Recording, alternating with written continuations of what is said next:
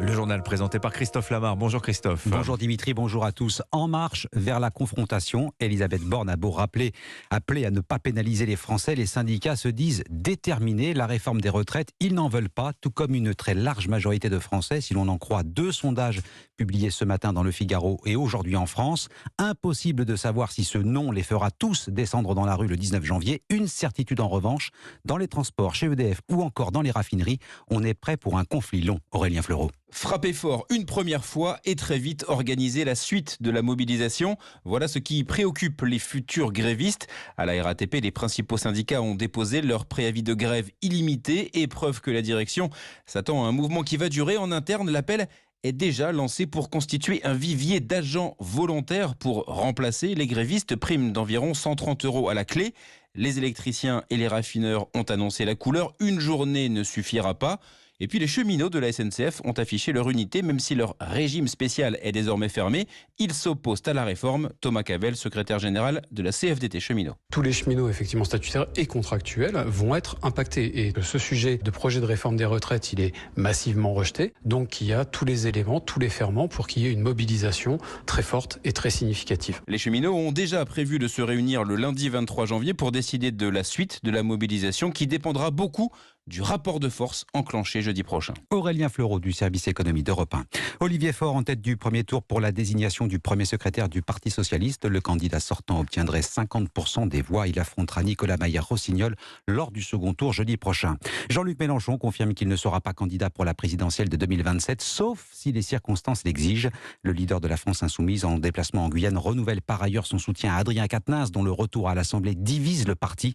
Un ami très cher, dit-il, qui a eu raison de revenir. Europe 1, il est 7h03. Près d'un an après sa fermeture, la mosquée d'Allonnes dans la Sarthe s'apprête à reprendre une vie normale ou presque. Le ministère de l'Intérieur avait ordonné sa fermeture pour apologie du terrorisme. Les 2 associations qui en avaient la gestion ont été dissoutes. La mosquée va rouvrir ce matin avec un nouvel imam, des prêches filmées et une promesse, celle d'avoir tourné le dos aux anciennes pratiques. Reportage de l'envoyé spécial d'Europe 1 dans la Sarthe, Caroline Baudry. On part sur une page blanche. Les tapis de prière sont rangés dans l'entrée. Une dizaine de fidèles a nettoyé de fond en comble les murs et la moquette rouge immaculée. Mohamed Zantar est président de l'association cultuelle de Chaoué. Veiller à ce que l'islam qui se propage ici, c'est l'islam qui devrait se propager normalement. Un islam laïque en respectant les lois de la République. La vigilance, c'est déjà d'avoir un imam confirmé. Avant, il y a eu des périodes où c'était des bénévoles qui le faisaient. L'erreur, elle est là. À côté d'une bibliothèque remplie de Corans, le micro du nouvel imam est déjà branché. Il sera filmé lors de ses prêches en arabe et en français. Ça nous permet, nous, de les revoir. Si un jour on nous fait le reproche sur un éventuel prêche qui serait ambigu, on pourrait regarder ce qui a été dit, ce qui n'a pas été dit. Une bonne initiative pour ce fidèle. C'est très bien. C'est une belle image pour les musulmans. On évite les fausses images contre les musulmans. 250 croyants sont attendus aujourd'hui. Selon le président de l'association, il n'y aura pas un mot sur ce passé qu'on tente ici d'oublier. Allonnes, Caroline Baudry, Europe 1. Ouverture d'une enquête pour harcèlement à Golbet dans les Vosges après le suicide d'un adolescent de 13 ans. Geste désespéré en lien direct avec son homosexualité assumée selon ses parents. Le collégien ne supportait plus les insultes et les moqueries quotidiennes. La commune est sous le choc. Reportage à suivre dans le journal de 8h. L'actualité l'a brusquement placée sous les projecteurs. La ministre des Sports bouscule les barons des grandes fédérations, de quoi susciter l'admiration et l'agacement au sein du gouvernement. La mise en retrait du président de la Fédération française de football, Noël Le Graët, n'est qu'un exemple parmi d'autres. Amélie Oudéa-Castéra a obtenu la même conclusion pour Bernard Laporte, lui aussi mis à l'écart des instances fédérales du rugby. Cette volonté de faire place nette en impose, mais au sein du gouvernement, la ministre épate autant qu'elle agace. Jacques Serret. En 6 mois, Amélie Oudéa-Castéra a rapidement su s'imposer. En quelques semaines, la ministre des Sports a vu tomber Bernard Laporte, le président de la Fédération française de rugby, puis Noël Le Graët, le patron du football français. La chute de 2 hommes à la tête de très puissantes fédérations, et la ministre n'y est pas pour rien. À Bernard Laporte, elle exige des garanties autour de sa mise en retrait après sa condamnation pour favoritisme. À Noël Le Graët, elle a maintenu une pression constante jusqu'à ce qu'il lâche son fauteuil. Mais cette ancienne camarade de promotion d'Emmanuel Macron ne fait pas pour autant l'unanimité. Dure, cassante, voilà comment la décrivent certains anciens collaborateurs. Depuis mai dernier, exaspérés, ils sont plusieurs à avoir jeté l'éponge. Cette ancienne championne de tennis est tout aussi cash et clivante en public qu'en privé. De quoi agacer jusqu'à l'Elysée. Le président a confiance en elle, mais parfois, elle l'exaspère, confie un conseiller qui rappelle que le pull au manches arc-en-ciel de la ministre, un symbole LGBT lors de la Coupe du Monde au Qatar, n'était pas du goût de la présidence. Jacques Serret du service politique d'Europe 1. Un débat sensible s'est ouvert hier à l'Assemblée nationale, celui sur la fin de vie. Elle est sensible à plus d'un titre, mais aussi parce que celui qui le porte est un partisan déclaré de l'euthanasie.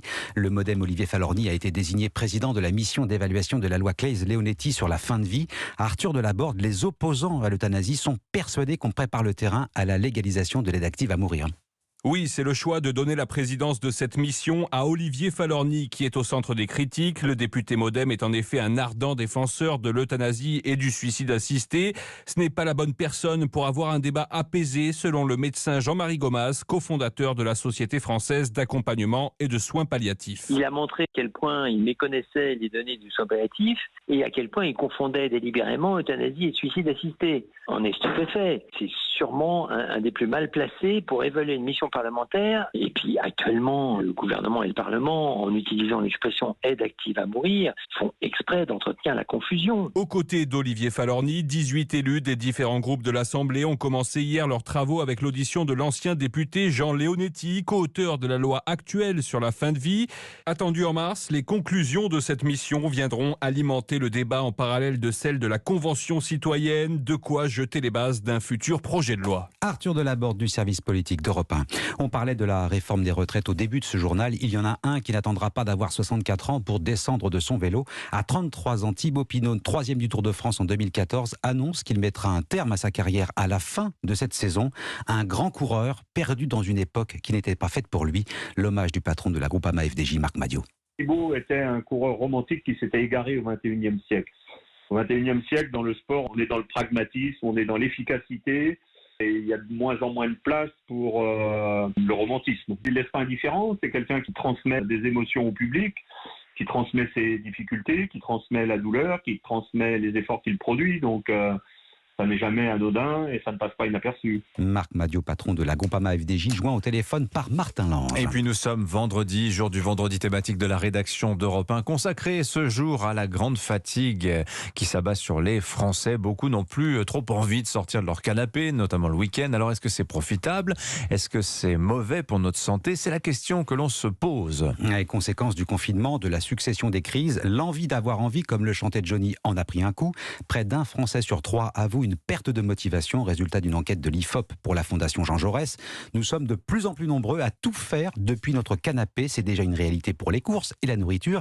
Mais Guillaume Dominguez, certaines applications vont plus loin et nous proposent de faire les corvées à notre place.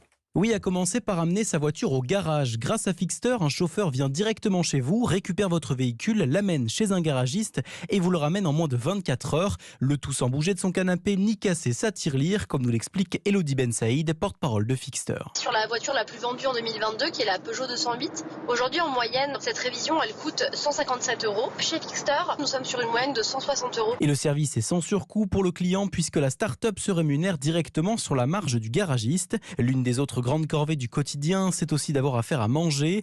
Et là encore, la solution existe, elle s'appelle persil et romarin. Il vous suffit simplement de renseigner vos préférences culinaires et le tour est joué. Maya Elbaz, fondatrice de l'entreprise. Un chef vient chez vous avec tous les ingrédients nécessaires à la réalisation des recettes. Il cuisine tout dans votre cuisine. Il vous met dans des boîtes en verre fournies avec le service. Il nettoie la cuisine, il fait la vaisselle et il vous met tout ça au frigo. Vous n'avez plus qu'à vous servir tout au long de la semaine. Comptez tout de même près de 300 € par mois, plus le prix des courses pour ne plus avoir affaire à manger. Reportage Guillaume Dominguez. Et on va justement, Jérémy Pelletier de la Fondation Jean Jaurès, que vous citiez à l'instant. Il est avec nous dans moins de 10 minutes pour commenter cette épidémie de flemme qui s'abat sur la France. C'est votre vendredi thématique. Merci beaucoup Christophe Lamar. Il est 7h10 sur Europe 1. Dimitri Pavlenko.